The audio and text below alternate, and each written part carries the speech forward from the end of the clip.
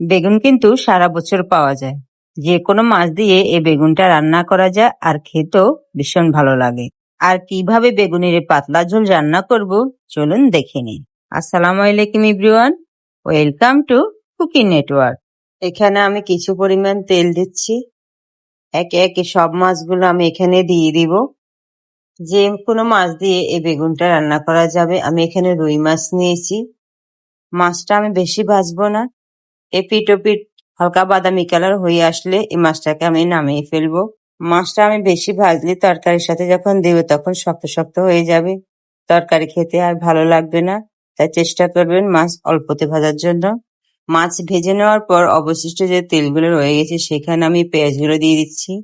আর দিচ্ছি 1 চামচ লবণ, 1 চামচ রসুন বাটা, দিচ্ছি 1/2 চামচ হলুদ গুঁড়ো আর 1 চামচ লাল মরিচের গুঁড়ো। সামান্য একটু পানি দিয়ে আমি ঝোলটাকে কষিয়ে নেব। ঝোলটা কষিয়ে নেওয়া হয়ে গেলে আমি একই পানির মধ্যে দিয়ে দিব কেটে রাখা কিছু আলু।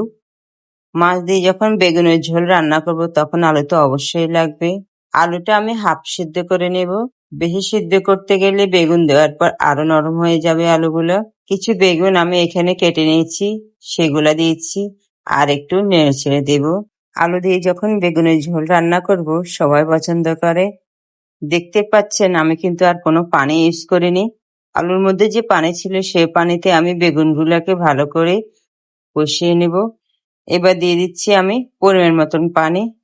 এই গ্লাসটা মেপে আমি 3 গ্লাস পানি দিয়েছি এখানে। গরম ভাতের সাথে আলু আর বেগুনের ঝোল কার না ভালো লাগে বলুন তো। এবার এই ঝোলটা একটু টকবক করে ফুটিয়ে উঠলে আমি এর মধ্যে ভেজে রাখা মাছগুলো দিয়ে দিব। মাছ দিয়ে এই বেগুনটা আমি কিছুক্ষণ রান্না করে নেব। শীত আর গরম যেটাই বলেন সব সিজনে কিন্তু এই বেগুনটা পাওয়া যায়। এবার নামানোর কিছুক্ষণ আগে আমি দিয়ে দিচ্ছি কিছু কাঁচামরিচ আর কিছু ধনিয়া পাতা কুচি, যেটা না দিলে বেগুনটা ভালোই লাগবে না। রান্না করা আমার পুরোই শেষ, এবার পরিবেশনের পালা। আজ এ পর্যন্ত, আল্লাহ হাফেজ।